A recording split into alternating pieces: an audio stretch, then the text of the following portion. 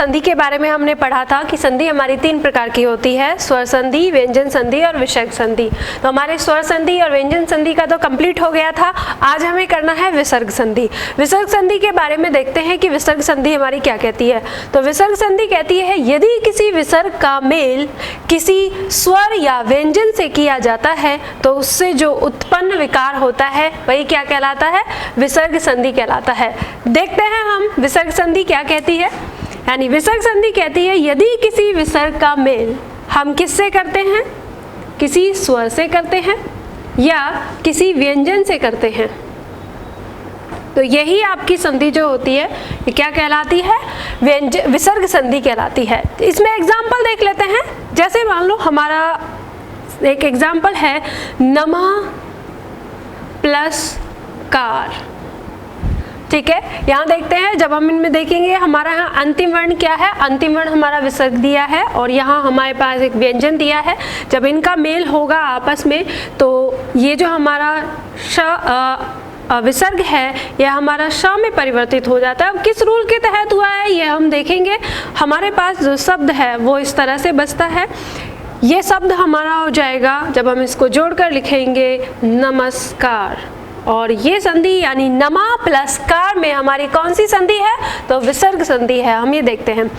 दोस्तों मैं आपको बता दूं जो आपका एग्जाम है जैसे यूपीएसआई का है या यूपी पुलिस का है या कोई भी आता है, एग्जाम में जो आपके रेशियो होता है संधि का वो ये होता है, जो आपकी स्वर संधि होती है स्वर संधि में लगभग 70% आपका क्वेश्चन पूछा जाता है स्वर संधि से, लगभग 15% क्वेश्चन आपका पूछा जाता है व्यंजन संधि से और लगभग 15% क्वेश्चन पूछा जाता है विसर्ग संधि से। ये आपका रेशियो है आपके एग्जाम में जो क्वेश्चन पूछा जाता है। तो हमें जो मेन फोकस करना होता है वो स्वर संधि पे करना होता है। इसके साथ हम देखते हैं कि जो हमारी विसर्ग संधि और व्यंजन संधि है, इन दोनों संधि में जो क्वेश्चन हमारे एग्जाम में पूछे जाते हैं वो कुछ इस तरह से पूछे जाते हैं कि जैसे नमस्कार में कौन सी संधि है या नमः प्लस कार का संधि क्या होगा। सिर्फ इसी तरह से 2 तरह के लगभग क्वेश्चन होते हैं जो आप बहुत आसानी से कर सकते हैं। तो करते हैं, देखते हैं हम विसर्ग संधि के बारे में कि विसर्ग संधि का पहला रूल क्या कहता है। पहला रूल कहता है यदि हमारा यहाँ विसर्ग हो और इस विसर्ग से पहले कोई आ हो और इसका मेल किसी आ से या तीसरा वर्ण या चौथा वर्ण या 5वां वर्ण या अंतस्थ व्यंजन,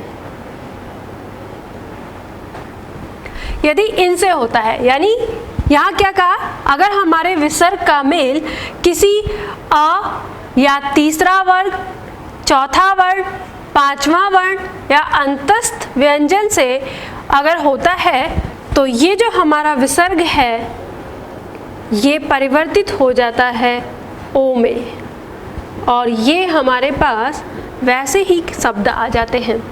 देखते हैं इसका एग्जाम्पल। यह हमारा रूल हो गया विसर्ग संधि के लिए। इसका एग्जाम्पल देखते हैं, जैसे मन प्लस रथ। यहाँ हमने देखा विसर्ग है हमारा, उससे पहले आ दिया हुआ है, ठीक है। यहाँ पे हमारा र यानी अंतस्थ व्यंजन से आया है। अब हम इनका मेल करेंगे। जब इनका मेल आपस में होगा तो ये जो हमारा विसर्ग है ये किस में परिवर्तित हो जाएगा, ओ में परिवर्तित हो जाएगा। और हमारे पास यहाँ जो शब्द बचता है वो हो जाएगा हमारा मन प्लस रथ, ठीक है। ये हो गया। अब ये हमारा शब्द यहाँ पे ये जो ओ है ये ना को पूरा कर देगा और शब्द हमारा हो जाएगा मनोरथ, ठीक है। इस तरह से हमारा ये शब्द हो जाएगा। नेक्स्ट रूल देखते हैं दोस्तों, ये जो हमारा पहला रूल हमने जो किया इसमें एक अपवाद भी है आपका, उस अपवाद को देखते हैं। अपवाद क्या कहता है कि यदि पुनः और अंत से अगर किसी का मेल होता है, यानी जितने हमने रूल लिखे थे यहाँ पे तीसरा, चौथा, 5वां और अंतस्थ जो हमने लिखा था, यानी अगर उनका मेल इस पुनः और अंत से होता है तो ये जो आपका विसर्ग है ये ओ में ना परिवर्तित होके ये र में परिवर्तित हो जाता है। जैसे हम इसका एग्जाम्पल देखते हैं। एग्जाम्पल होगा जैसे पुनः प्लस जन। ठीक है, देखते हैं। तो हमने अपवाद क्या कहता है कि यदि हमारा यहाँ पुनः आया है और यहाँ कोई सा भी जो रूल हमने पहला लिखा, तो ये हमारा जो विसर्ग है ये ओ में ना बदल के किस में परिवर्तित होगा, र में परिवर्तित होगा। तो जब हम इनका मेल करते हैं तो ये जो हमारा विसर्ग है ये र में परिवर्तित हो जाता है और शब्द हमारे पास यहाँ पे बचे हुए हैं। तो ये जो र है हमारा आधा रह गया और जब ये हमारा र आधा हो गया तो ये किस पे चला जाएगा, आगे जब हम इन शब्द को जोड़ेंगे तो शब्द हमारा हो जाता है पुनर्जन। ठीक है, ये हो गया पुनर्जन। उसी तरह से हम दूसरा देखते हैं, जैसे अंत।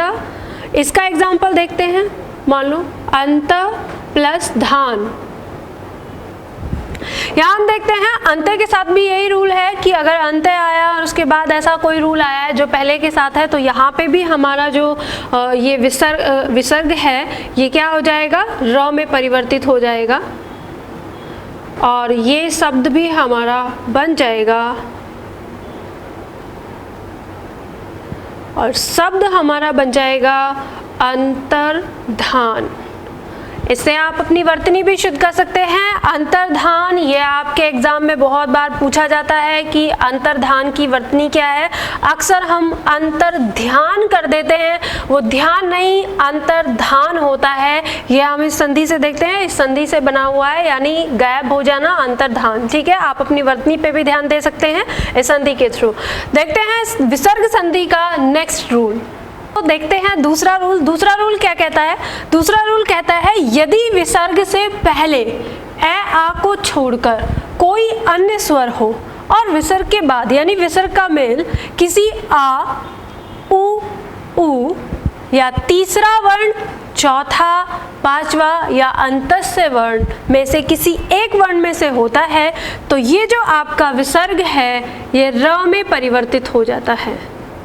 बाकी चीज़ें आपकी इसी तरह से आ जाती हैं। ये आपका दूसरा रूल कहता है यदि किसी विसर्ग का मेल, कौन से विसर्ग का, जिससे पहले ए आ को छोड़कर कोई और स्वर दिया हो, उसका मेल अगर इन सारे वर्णों से होता है तो वहाँ पर विसर्ग का र हो जाता है। जैसे देखते हैं हम एक एग्जाम्पल, नी प्लस आशा। यहाँ पे हमारा विसर्ग दिया है, विसर्ग से पहले हमारा क्या आया है, छोटा ई आया है। हमने यहाँ पे देखा ए आ को छोड़कर कोई अन्य स्वर अगर आया हो तो यहाँ पे हमारा छोटा ई आया है और उसका मेल किससे हो रहा है, आ से हो रहा है। तो ये जो हमारा विसर्ग है जब इनका मेल आपस में होगा तो ये जो हमारा विसर्ग है ये किस में परिवर्तित हो जाएगा, र में परिवर्तित हो जाएगा और हमारा जो शब्द है वो हमारे पास कुछ इस तरीके से आएगा। देखते हैं इस शब्द को। ये जो आ है ये इस र को पूरा करेगा और शब्द हमारा हो जाएगा निराशा। ठीक है, इसी तरह से हम दूसरा देख सकते हैं, जैसे नी प्लस धन। सेम देखते हैं, यहाँ पे विसर्ग से पहले छोटा ई आया है और यहाँ पे ध, और ध हमारा कौन सा है, चौथा वर्ण है। तो जब इनका आपस में मेल होता है तो ये जो विसर्ग है हमारा किस में परिवर्तित हो जाता है, र में परिवर्तित हो जाता है और शब्द हमारे पास इस तरह से बच जाता है और आने वाला शब्द हमारा बनता है निर्धन। अब ध्यान देना, यहाँ पे तो हमारा र पूरा हुआ और यहाँ पूरा नहीं हुआ तो ऊपर चला गया। क्यों? क्योंकि यहाँ पे तो स्वर था, जिस स्वर ने इस र को पूरा कर दिया, लेकिन यहाँ कोई स्वर नहीं था, यहाँ व्यंजन ही था, तो ये अब अगले व्यंजन से सहारा लेने के लिए उसके ऊपर चला गया, तो शब्द हमारा हो जाता है निर्धन। इस तरीके से हम देख सकते हैं। तो ये हमारा सेकंड रूल था विसर्ग संधि का। इसके बाद देखते हैं नेक्स्ट रूल। अगला रूल क्या कहता है कि विसर्ग का स हो जाना। यदि किसी विसर्ग के बाद या किसी विसर्ग का मेल किसी त या थ या स से होता है तो ये जो विसर्ग है ये बदल जाता है स में। ठीक है, बाकी यहाँ पे जो भी शब्द होगा वो आपका आ जाएगा और यहाँ पे जो शब्द होगा वो आपका आ जाएगा। ठीक है, ये आपका रूल हो गया। यानी किसी विसर्ग का मेल किसी त, थ या स से अगर होता है तो विसर्ग किस में परिवर्तित हो जाता है? स में। एग्जाम्पल देखते हैं। एग्जाम्पल दिया है आपका जैसे नमः प्लस ते, तो यहाँ पे दिया है नमः प्लस ते। विसर्ग का मेल किसी त से हो रहा है तो ये विसर्ग किस में परिवर्तित होगा? स में परिवर्तित होगा। शब्द हमारे पास आ गया, जोड़ दो इसको, ये स क्योंकि आधा है तो आधा आएगा शब्द में, और शब्द हमारा हो गया नमस्ते। यानी नमः प्लस ते का मतलब हो गया नमस्ते। दोस्तों मैं इसको इस शब्द का आपको अर्थ बताती हूँ। जैसे आप आपस में नमस्ते करते हैं तो हमें ये जानना जरूरी है कि नमस्ते का आखिर मतलब क्या होता है। नमः मतलब नमस्कार है, नमन है, ते मतलब उन्हें, और ते यहाँ पे उन्हें किससे? जो सुपर नेचुरल पावर है, जो ईश्वर है, जिसे गॉड कहते हैं हम, उनके लिए। यानी जब हम किसी को नमस्ते करते हैं तो हम ईश्वर का ही नाम लेते हैं। यानी हम कहते हैं कि नमस्ते यानी नमस्कार है उन्हें, किन्हें? हमारे ईश्वर को। और वो भी आपको पलट के जवाब देते हैं नमस्ते नमस्कार है उन्हें, किसे? ईश्वर को। तो इस तरीके से हम अपने ईश्वर को याद करते हैं जब भी हम नमस्ते करते हैं। और ये थी आपकी विसर्ग संधि, और विसर्ग संधि में आज के लिए इतना ही। अगर ये वीडियो आपको पसंद आई है तो आप इसको लाइक करिए, कमेंट करिए, और अगर आप मेरे चैनल पर पहली बार आए हैं, पहली बार मुझे देख रहे हैं, तो सब्सक्राइब कर लीजिए ताकि आपको और वीडियोस मिलती रहें। अगर आप किसी कॉम्पिटिटिव एग्जाम की तैयारी कर रहे हैं जिसमें आपका हिंदी पूछा जाता है तो आप इस चैनल को जरूर सब्सक्राइब करके रखें और बेल बटन भी दबा के रखें, क्योंकि आने वाले दिनों में इस चैनल पे आपको बहुत ज़्यादा इंपॉर्टेंट क्वेश्चंस, बहुत ज़्यादा इंपॉर्टेंट टॉपिक्स मिलने वाले हैं। आज के लिए इतना ही। नमस्ते।